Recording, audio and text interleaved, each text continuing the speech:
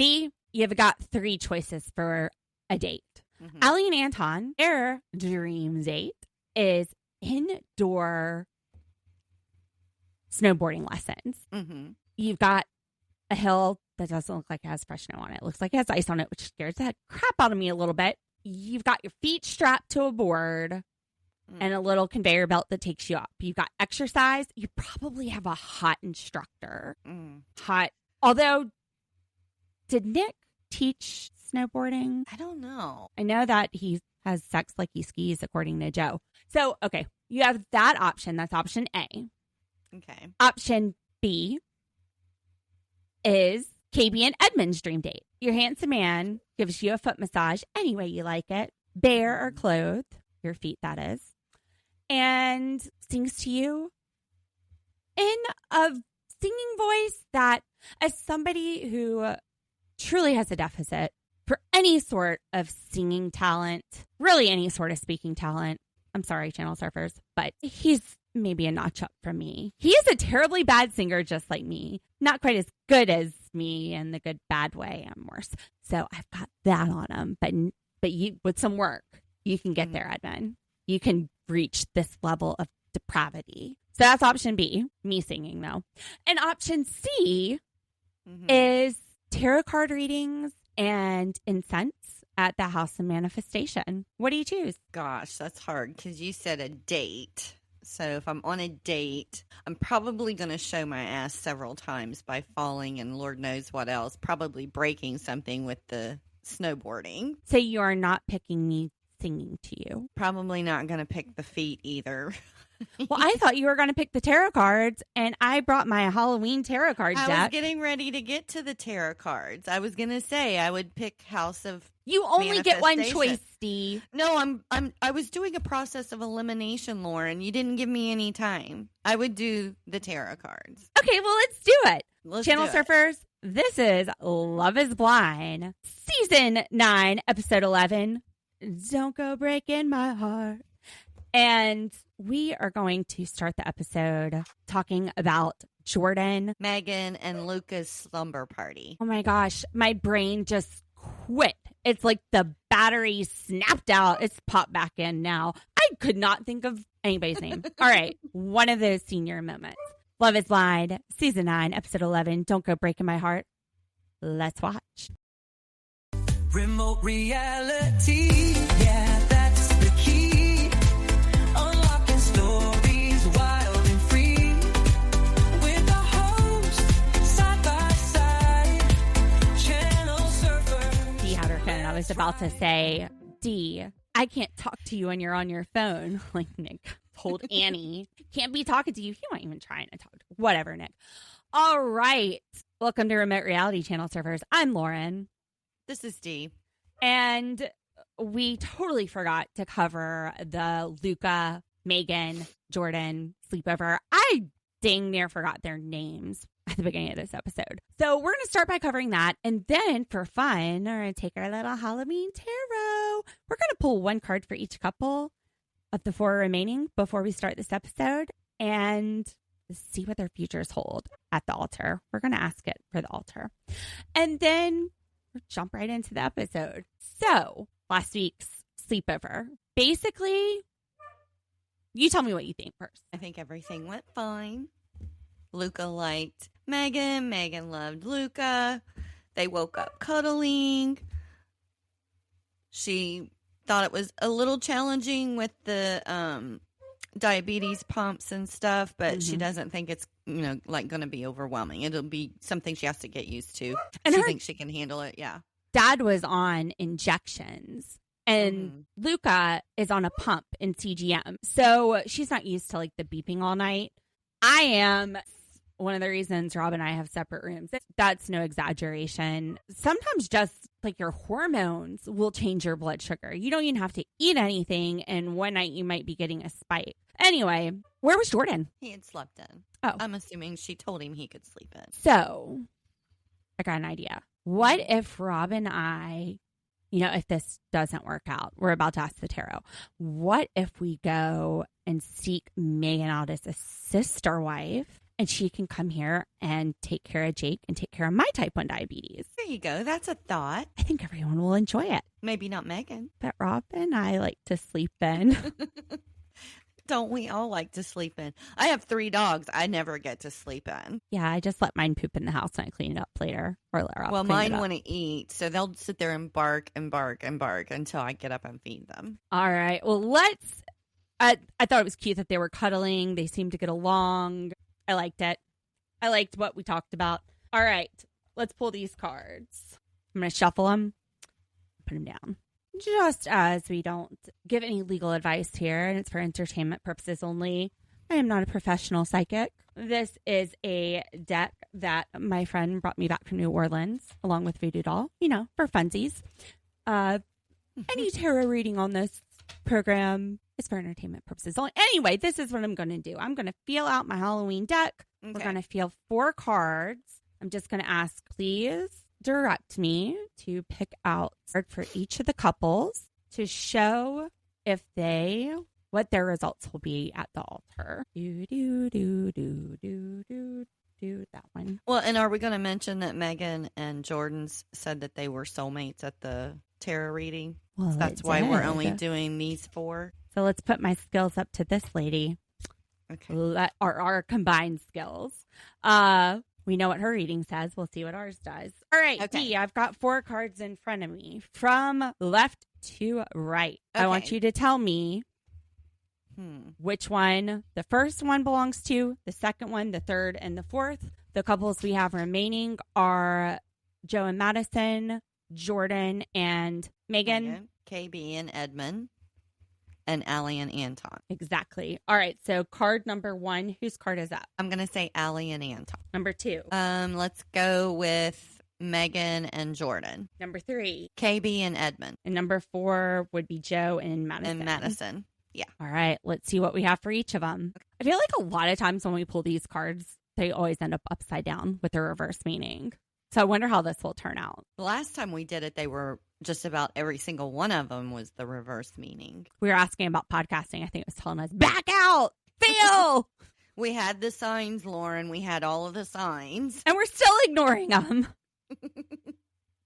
All right, so 2 of our cards are upside down and 2 are right side up. But for Ali and Anton, we have the Ace of Wands, which on the Halloween tuck is the Ace of Imps, right side up. So I think this means they're going to say yes at the altar. The Ace of Imps, it's a card that's more about passion than rationality. It's more driven by emotion than logic. So there's an emphasis on passion. And from the beginning, we've seen this couple have a lot of passion. But when we started looking at long-term potential compatibility and concerns, they seem like a yes until we got to the party, which may be something she thinks he can grow out of. But I think she's going to realize he is who he is, which is where I think that long-term stability gets rocky. I think it's going to have to do with his drinking. But this predicts a yes. It's giving major yes energy. The imps or the wands, they're fast moving. This is a fast moving process. And it gives a willingness to try to see where the spark leads to let's just give it a shot. So this has yes energy to me for Ali and Anton. Yay! All right. Next up is Meg and Jordan. And they got an upside down Queen of Ghosts. Ooh. And Cups would be the ghosts in the Halloween deck. All right, so reverse Queen of Cups.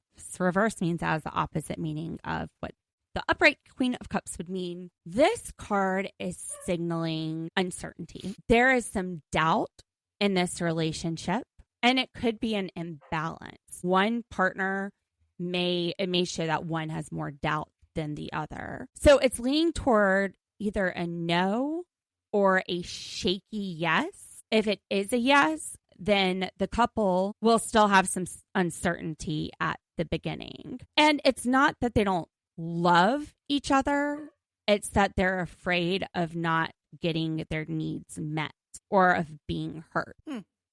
Basically, the person is torn between how they feel and their fear. So I think this actually plays quite well into what we've said over this season with this couple. Mm-hmm.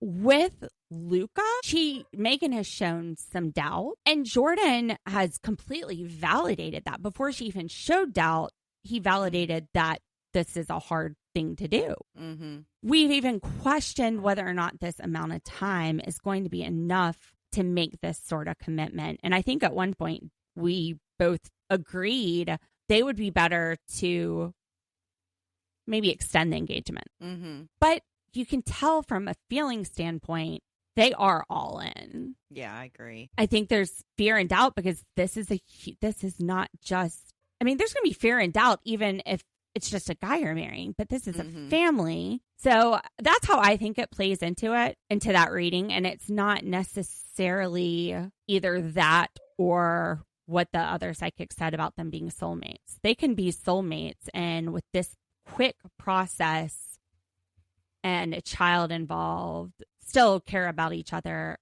but still have some doubts and feel uncertain. Yeah, that makes sense. So, all right. Next up, KB and Edmund. And we have a upside down Ace of Pumpkins. And the pumpkins in the Halloween deck are Pentacles. So the reversed Ace of Pentacles. This shows practical doubts, shaky foundation, possibly a bit weak of a foundation. It usually shows that there's hesitation about the practicality of marriage, maybe a question as to whether one or both of them are ready to have a marriage, like a stable foundation. You're ready to build the house.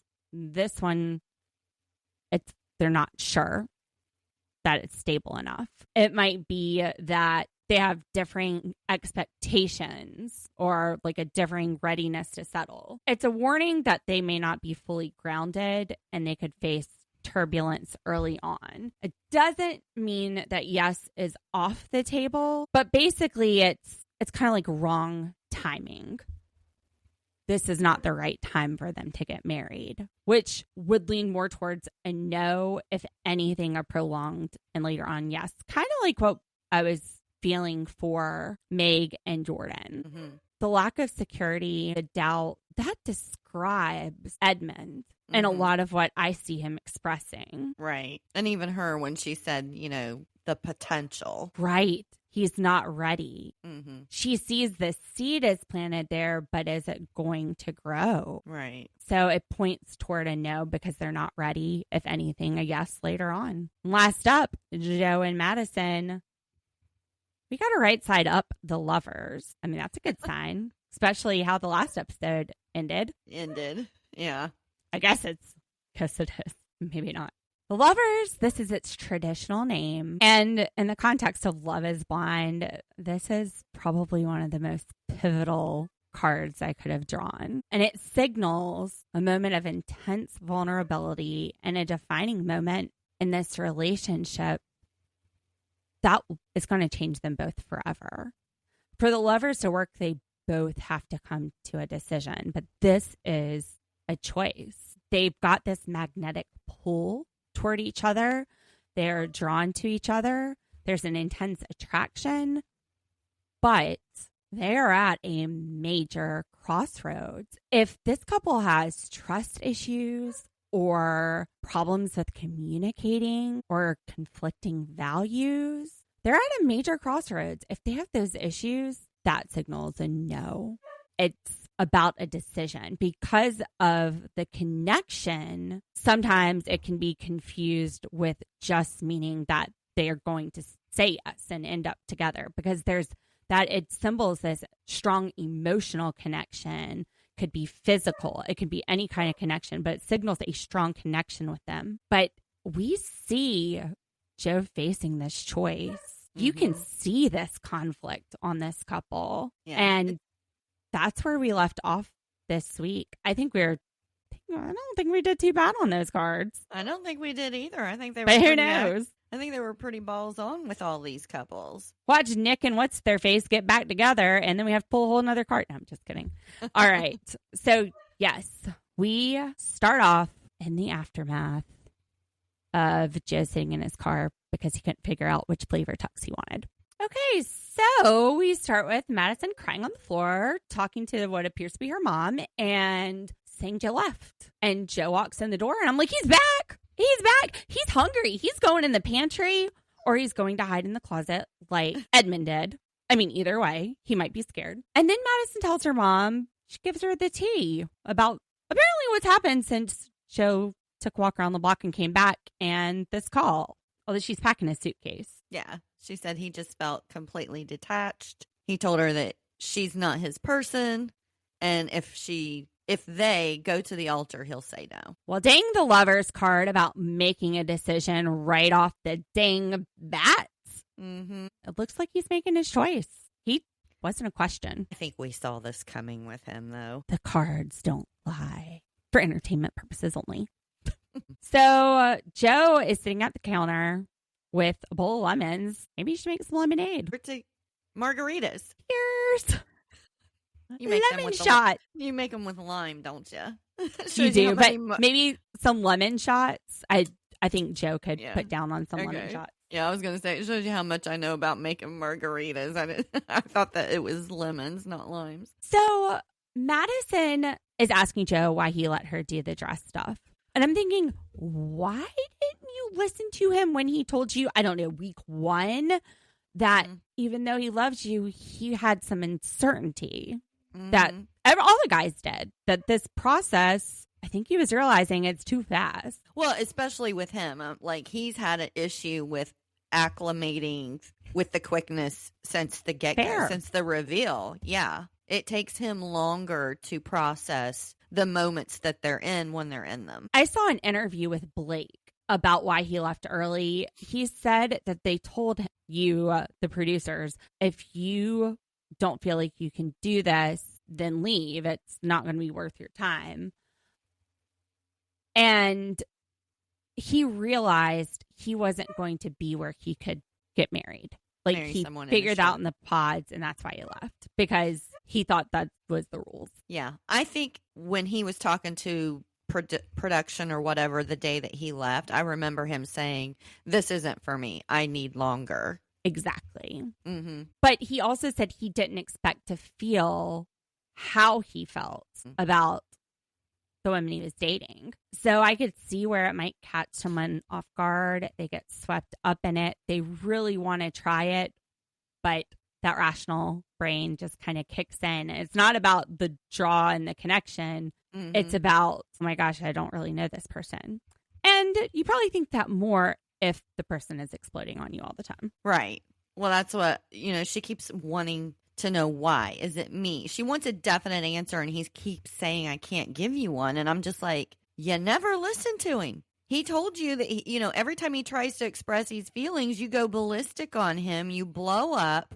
You turn everything around. He's afraid to even say what he thinks because of your reactions to what he says. Yeah. I agree. He even said at one point, well, then I guess I just won't say anything because I can't. Like, you will not let me express or validate anything that I'm feeling. Yeah. And she did a lot of what Annie would do, too, putting words in his mouth that he wasn't. True. She would interpret things and say, and he'd be like, that's not what I said. And he doesn't deny that he loves this person. It's just not right for him, which kind of what happened at his other wedding, according to kind of what we're hearing on the show. He kept giving it another chance and another chance. Well, and she even made assumptions. It's interesting that this comes after we meet the singles. And, me and you were like, he didn't have anybody. He didn't have another connection, did he? That was it. He didn't even talk to the only single that he talked about during that whole singles thing. The only one he was focused on, the only one he was paying attention to was Nick. Yeah. Because we had some jokes about it because he was drunk and roasting. They left together. Nick. Yeah. Yeah. He had to make a choice, Nick or Madison. And Nick, given Annie, who better could understand exactly what Jordan is feeling right now? Yeah. I don't think Joe's going to fit in that sweater hanging in Nick's closet, though. Nah, that one was Well, made for Nick. Somebody, a poodle. I'm tired. We just recorded something and I didn't even press the record button. Okay, so holy crap, there it goes again. I thought she asked him the weirdest question, the oddest question. Yeah. Because she said, okay, so what do you think when you imagine me with somebody else? And I'm like, why is she asking him that? Like, that's the weirdest question. That's so odd. Because in her head, she didn't think that he would say no, I guess. I mean, it's irrelevant to the conversation they're having right now. I guess that's the first thing. It's not I think important. she's just processing. She thought she'd spend the rest of her life with this guy, and she's just processing that it's not happening. Well, maybe she should have listened to him then when he talked. Yeah, isn't it funny how all of a sudden he's telling her he can't do this, it's not right, and she remembers what she heard him say, but always pretended she didn't hear, which was, I think this is just a timing thing. Mm-hmm. Are you sure that you want it to be over? Now she's willing for it to be a timing thing and to take it slow and understand that he's freaked out about it. All of a sudden now, when it's finger on the warhead, she's ready to acknowledge his feelings. And how does he react? Says the timeline, it's not that. Outside of this, they actually would have been less likely to work out because he wouldn't have gotten to know her as well. They're going to make this. People are going to sit there and say this is because of her size. Because we saw him say that this is not his typical type. Look, my typical type isn't ripped head to toe. That doesn't mean that I didn't think that dude last week from 90 Day Fiancé wasn't hot. Mm-hmm. Dylan was a little cutie with a booty and a 8-pack. Uh-huh. It doesn't mean that you don't like it. It's just like, oh, like, I never thought I would be with a blonde. Yeah. I agree with you. I think they're going to try and make this about her body or something like that. But in reality, honestly, he just said that she's like the best and the physical connection is amazing and he loves that part. The cuddling and the snuggles, the sex, Yes. everything. He said he loved all of that. I honestly He's all believe about getting up in there. it's because he has no voice with her. He has absolutely no voice with her. And I don't blame him. I wouldn't want to spend the rest of my life married to somebody that doesn't hear me. Especially on such an important decision that impacts both of you. Right. It was a good choice for both of them. I do feel like it's a wrong timing thing. She couldn't get past the fact that she's not who he typically dates. Well, I mean, she may have some issues from previous relationships regarding stuff like that, too. Who knows? I don't know. But I don't think it has anything to do with how she looks. She's beautiful. Shouldn't that attitude be, I'm sure it's a good thing that I'm not what he usually dates, because what he usually dates doesn't work out. Right. And I think he meant by, I wouldn't have gotten to know you, because like his last relationship, he wanted to give it his all. Mm-hmm. And it got too far. He's like, maybe I can fix this. He's a fixer. Him and KB are fixers. Got lots of fixers. Which it shows like they're very nurturing. He said if she lost her vision, he would, like, without hesitation, do that for the person he loves. Absolutely. Yeah. I hate that people are going to make it out that way. And I hate that she feels like that's what the problem is. Yeah. But I think deep down, she felt secure in the connection because she really seemed shocked that they weren't even going to be dating. Yeah, he does. I don't think he wants to even date or take it slow or nothing. No. Well, he's got to be part of the couple. It can't be her telling him how he feels and going through the motions. Well, yeah, because obviously if he can't express it. I mean, well, and he spent 5 years in a relationship like that. Right. Yeah. Right. He's probably seeing a lot of similarities, and it's freaking him out even more. Honestly, if you've been that close before or through it before, I feel like you put up with less because you're not going to do it again. Yeah, you're going to know immediately. Right. I agree. And Madison starts to show herself. She's hurt. She is hurting. She says this is ending an engagement, not just a breakup. And it's only been a month or a little longer. I was with the guy that I was engaged to for 3 months. So it was also very short, engaged after 11 days. Kind of similar to this, I guess. But we had like moved in together. I had gotten rid of my apartment. I'd actually moved my law firm 3 hours away. Oh, so wow. That was a little bit more of a commitment. We like had joint bank accounts, reservations down for wedding stuff. Anyway, I was turning 30. I wanted to get married and have kids one day. It's a long story. Madison starts to escalate and she's asking him, you're not even going to hug me. Very accusatory, like trying to make him out to be a bad person. And he's like, no, I'll hug you. And then she's like, fuck it. Starts cussing. She gets up and you can see him disassociating on the couch. He is exiting this world with her about to go off. And he's like covering his face. It's like he's trying to hide from it. If you look at his body language, that's how I took it. And she's escalating. I feel like I'm going to throw up, saying that out loud. And then I can barely breathe. Kind of like when Edmund was escalating last week with, I'm going to die, I'm going to die. Mm-hmm. Madison says, thank you for being my journey on this. And they kind of have a moment and he says, thank you the same. And then he grabs something, leaves, and she's just breaking down, crying again, like on her knees. So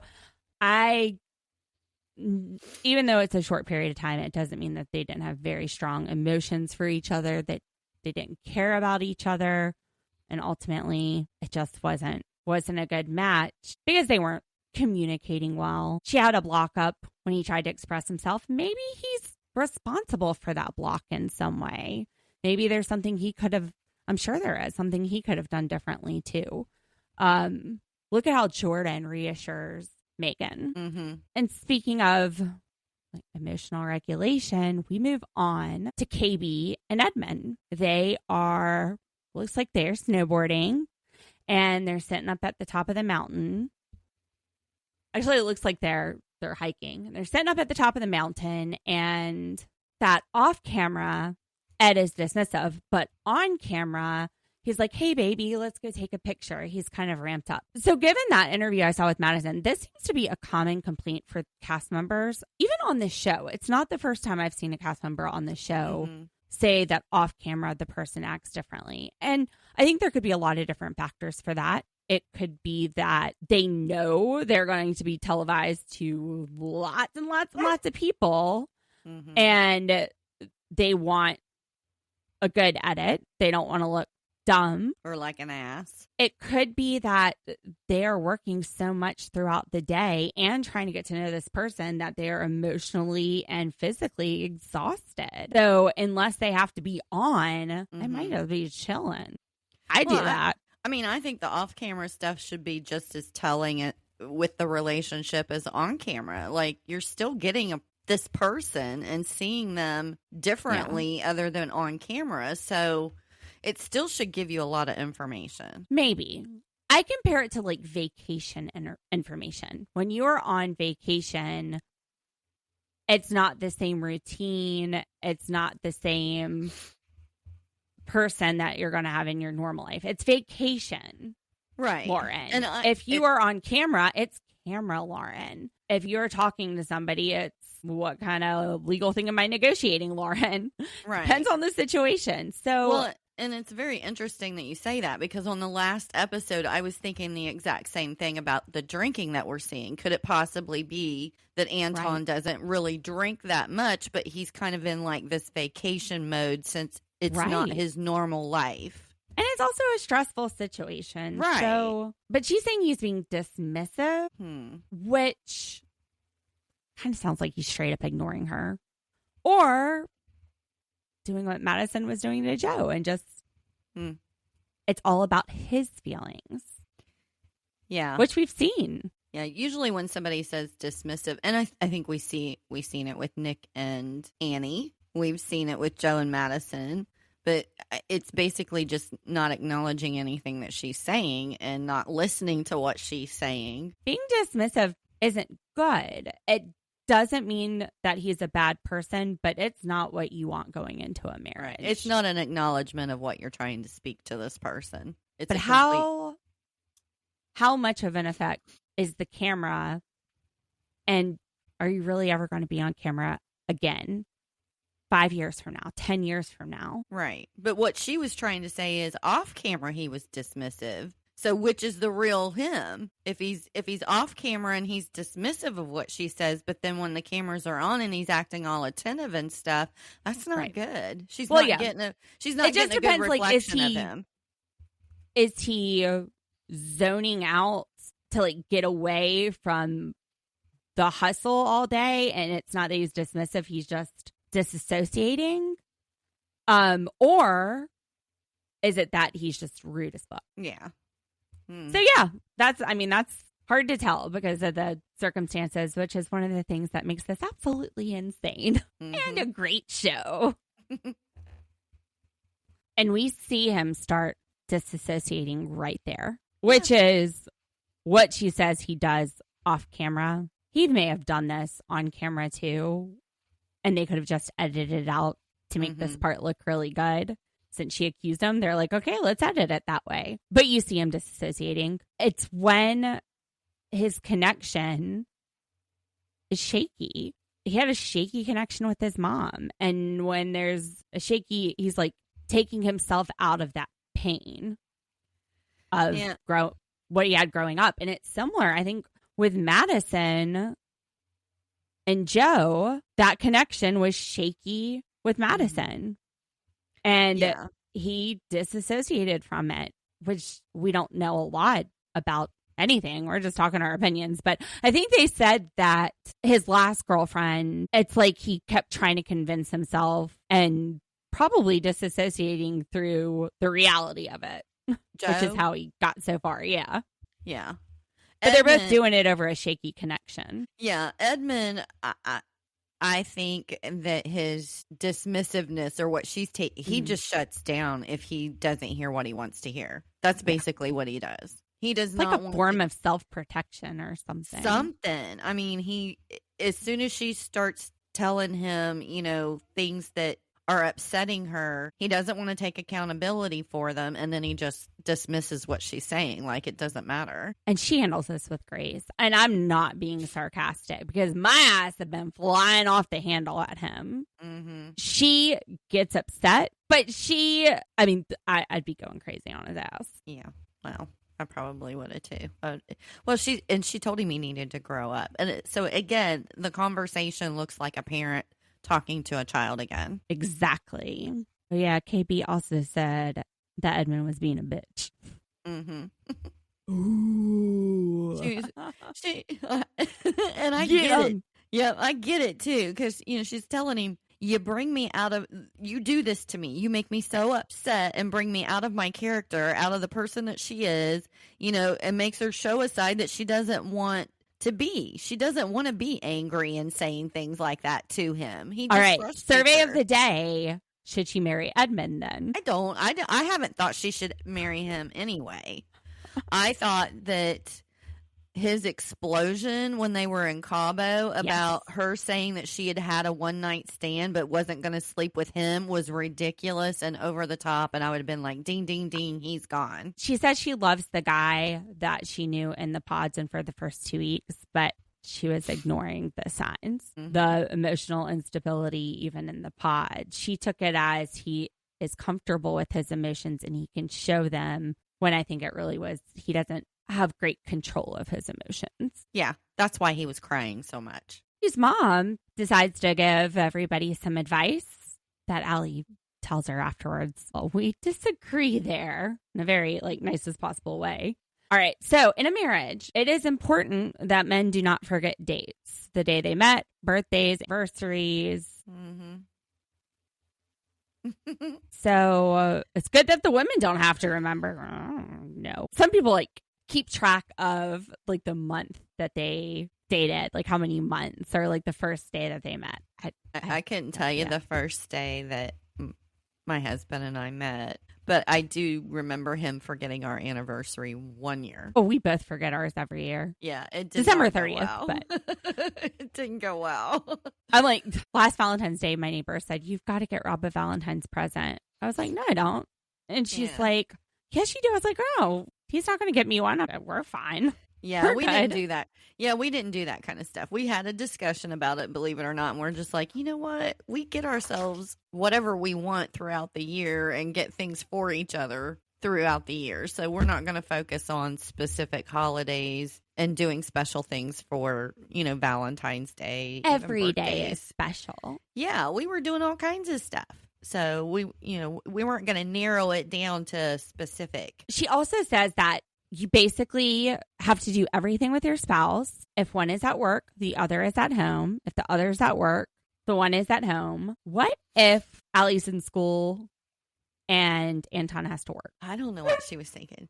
And I'm coming from somebody whose husband worked away from home. Like he was gone like 4 and 5 days a week. I'm more of an extrovert than Rob. Rob is more introverted. And if he needs to like stay at home and recharge, Jake and I, the extroverts, we just like go do this stuff with our friends. Yeah. And the same thing, like sometimes I'm exhausted and Rob will take him out. I mean, look, he's my partner. He's not something stuck on the side of my ass. Well, yeah. And I also was thinking maybe it was getting lost in the translation because she is saying this in her native language. She wasn't saying it in English. Also, I thought about that, but Ali says, I don't agree with that. Well, and when she was talking about them going out to bars with their friends and the spouse being at home, she said, don't forget that you have a spouse at home. She didn't. Well, she said, don't do it. She says, you stay at home and wash dishes. Oh, shit. Yeah.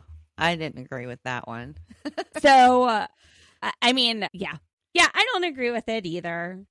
Well, but, she's older. There's a lot of traditional values with older people. Actually, and Anton says he'll go to her for advice. So yeah, don't, Anton, don't. Anton's not going to. He was already sitting there going off with Patrick earlier. Although I guess if he was with Allie, then she wouldn't have had questions about the beer. Yeah. Touche. I love Jordan and Megan. I do too. I like this. Reminds me of like a Pretty Woman storyline. The hat shopping. What was the hat burning about? Well, they were just, I guess, decorating their hat, and you can have it burn. I don't know. Oh, do I look like I have a cowboy hat? No. They're gonna wear them on their wedding, though. Not on the way ceremony, in. yeah. They both love that. I have a feeling them hats is gonna make their way to the bedroom too. Underneath the bed. Come to bed, wear nothing but your hat and your boots. I don't know. Look, Jordan was giving Smokey the Bear vibes. Oh.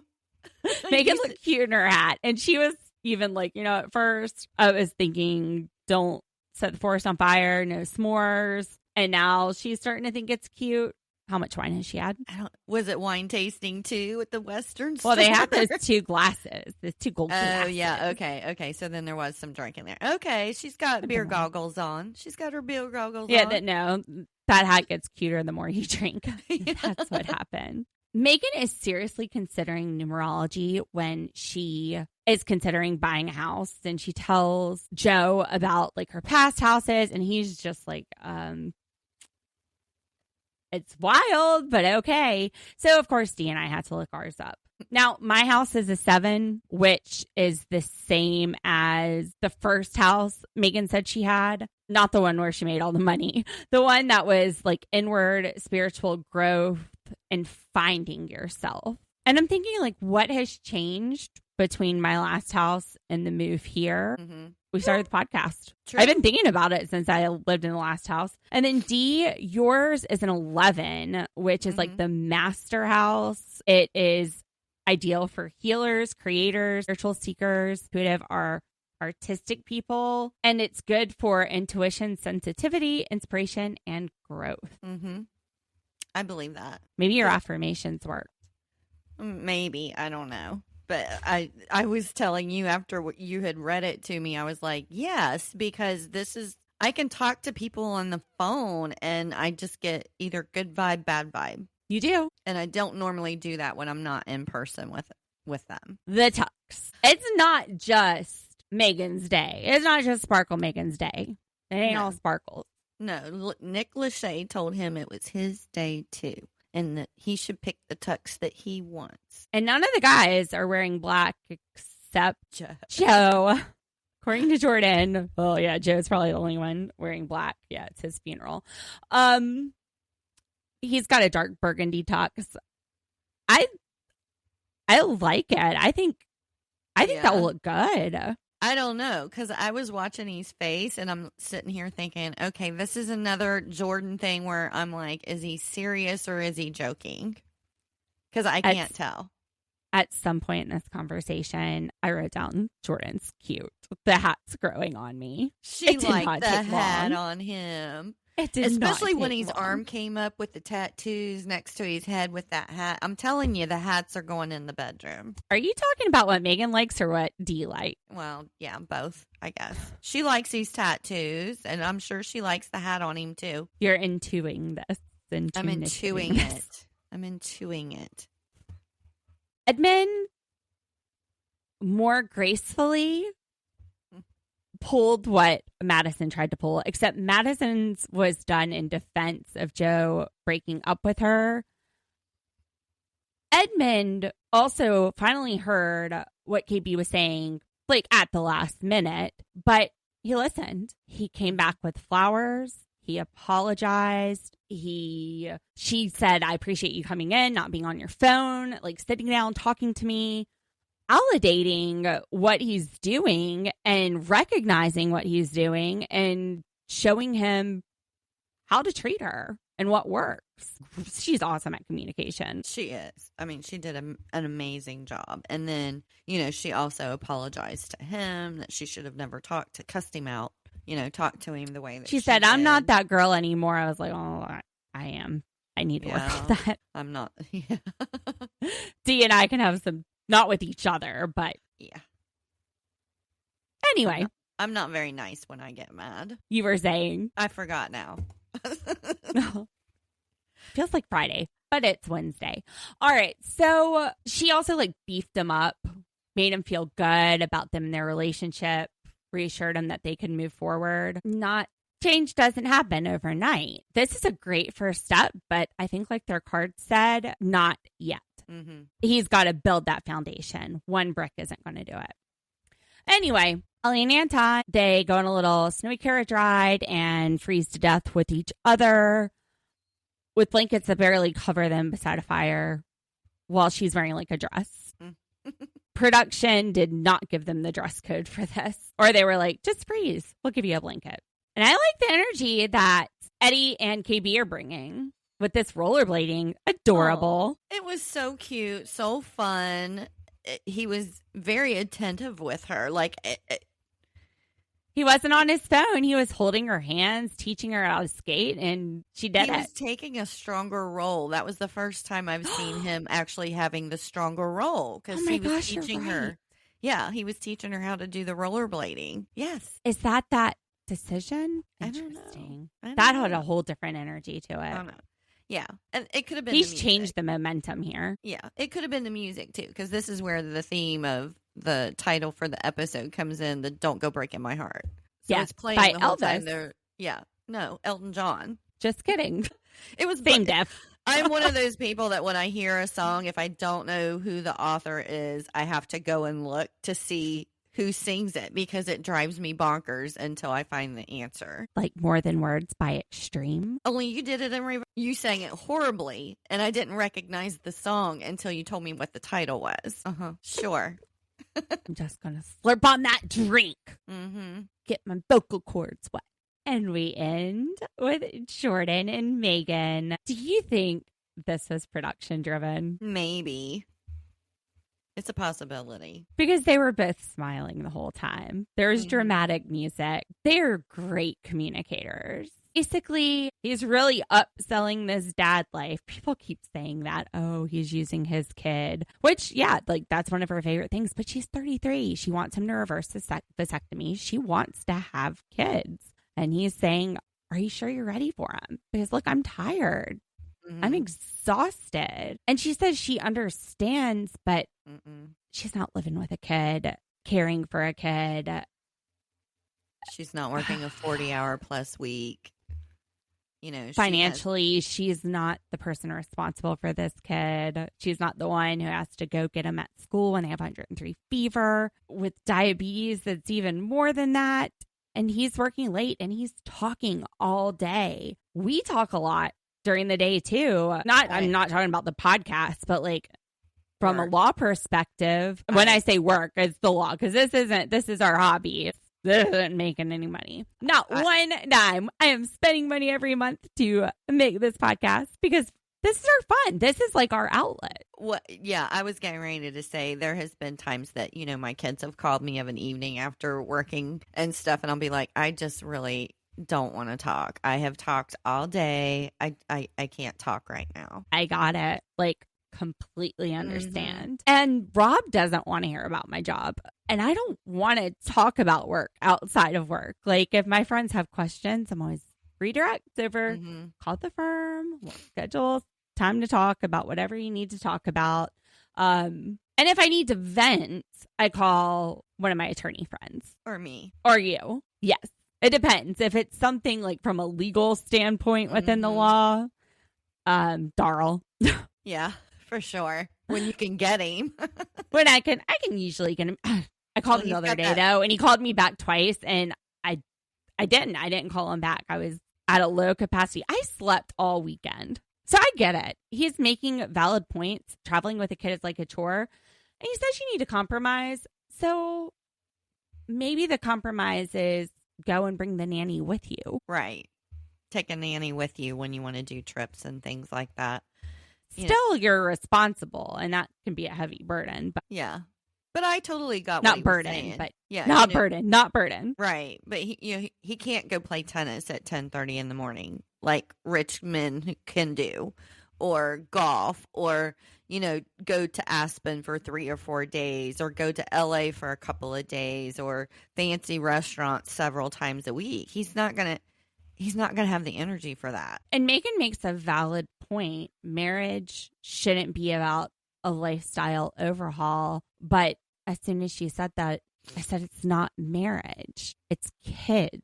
Yes. Kids are a lifestyle overhaul. As much as you try not to lose the way it used to be, what holds me, I'm tired. I'm tired just like Jordan. Yeah. It is. It's a huge change for the way you can't just up and go places. You can't just up and do things. Everything revolves around the kids. If you want to go without the kids, then you got to make sure that you can find somebody to watch the kids. Or if you do want to go and take the kids, then it's got to be kid friendly. You got to find kid friendly things to do. I mean, you're making sure nothing happens to them, making right. sure they get food, making sure they're bathed. I mean, so yeah, Jordan, he's kept it real from the beginning in the pods. He said this isn't glamorous. Yeah. He said his ideal night was like to drink wine and watch a movie. Right. He's been very honest about this whole thing, even though it's not glamorous. Yeah, but I think it's production. Yeah, it's a good possibility. I hate to see that he's getting a lot of backlash on social media and stuff because people think he's using these kids. I don't think he's using these kids. I think he's being upfront, trying to see this is the real thing. This is what my life is. And that's why Luca is at the forefront of all of his conversations, because if you're marrying him, this is the way his life is. And it's really important for that person to understand he doesn't operate like a single person without children. Also, he has, it sounded like split custody. Mm-hmm. So it might be frustrating too for her to see him have half the week where he doesn't have Luca, but him still be exhausted and need to recharge. Although like a couple of days is nice. Like sometimes I will take Jake, or Rob will take Jake, and we'll go to the beach house or go see our parents or something. So the other one can stay home and get stuff done. It's not like we're going out and having a great time. Or recharge. Catch up on laundry. Look, I don't even have kids at home, and I want to recharge on the weekends. I want to recharge as soon as work is done, podcasting is done. I'm like, where's that recliner? Boom. Like, sometimes I don't even want to fix something to eat. I'm like, bowl of cereal. I'm like exhausted. Sometimes I don't even eat. All right. Oh, that's this week's episodes of Love is Blind. Next week we have the weddings. Make sure you like and subscribe. Thanks for listening to our nonsense on a Wednesday afternoon. You and I are going to be lawyering for the rest of the week, lawyer and paralegaling. We're going to be doing that legal stuff. We're going to be giving that legal advice. We're going to be filing those documents. We're going to do it. I told her actually go do our job. Even if I get sick, I was like, I'm going to power through because my kid has the 103 fever. I'm like, I'm doing it. I'm powering through. You'll be sick probably about the time the weekend gets here. I won't disappoint you, boss. Yes, I won't know. be calling out. My nickname. We need to get a hold of Liz. Liz. Well, she was Liz, just texting me about Monopoly Go, which I completed my Monopoly Go album for anyone who plays Monopoly Go. I got strategies.